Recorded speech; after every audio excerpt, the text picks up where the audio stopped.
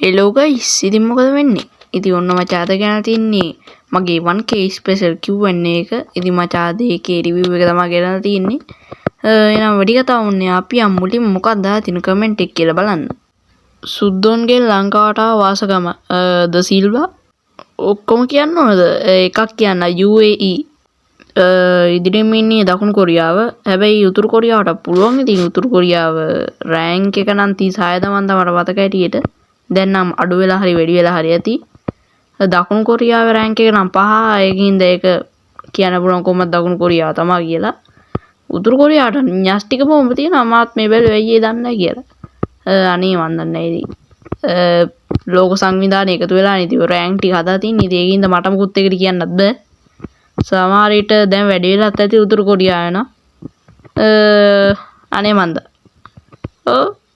දකුණු කොරියාව බලවත්. ඉලිමිනේටර් පොත තියෙනවත් තානවද කොහෙද? ඔව් ඒක තමයි මටත් දැන් හිතෙන්නේ. පවුලේ අයගෙන අම්මා තාත්තා අයිති සීයා හිට්ලර්ට කැමතියි. ඒකට හේතුව හොයන්න අපි ආයේ ඒක අඩියොත් හිට්ලර් කියන්නේ 1 vs 3 එකක් ගාව පොරා. ඒ කිව්වේ සෝවියට් දේශයේ ඒ වගේම US ඒ වගේම UK. ඒ කියන්නේ ඉතින් දන්නවනේ ඉතින්. ඉතින් මචං ඒ වගේම හිට්ලර්ට හිටියා ඉතින් සෙට් එකක් දෙන්නෙක් ඉතින්. ඒ තමයි ජපානයේ සහ ඉතාලියේ තමයි හිටියේ. කොහොම හරි මුන් සෙට් එක එකතු වෙලා කොහොම හරි සරන් කරගෙන ගියා. ජපානට ගෙලවුණා, ඉතාලියට ගෙලවුණා. අන්තිමට මූ විතරයි හිටියේ.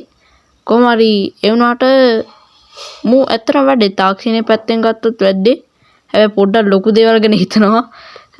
ලොකු කාලතුවක්කු ඇදගෙන යන කාලතුවක්කු ඇදලා ලෝකෙ ලොකුම ඒ වගේ ලෝකෙ ලොකුම යුද්ධ ටැංකිය හැදුවා. හැම ගොල්ලන්ම හැදුවා. ඒ වගේ මුන්ගේ ආර්මි එකත් පොඩි.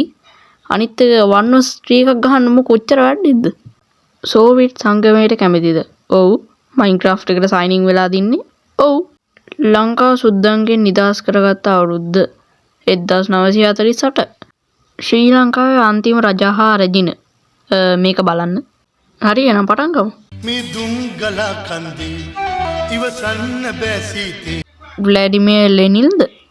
තොපි මට ඉතිහාස ප්‍රශ්න පත්‍රයේ ප්‍රශ්න ටිකද මේ දෙන්නේ? ඔයා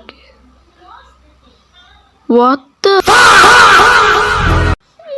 මේ බින්දුර බලන්න. ඕකේ ෆ්‍රෙන්ඩ්ස් ඉතින් අතර Q&A එක ඉවරයි. එහෙනම් තාත්තට දවසකින් තාත්තට වීඩියෝ එකකින් හම්බෙමු. එහෙනම් මං ගියා. බයි බයි.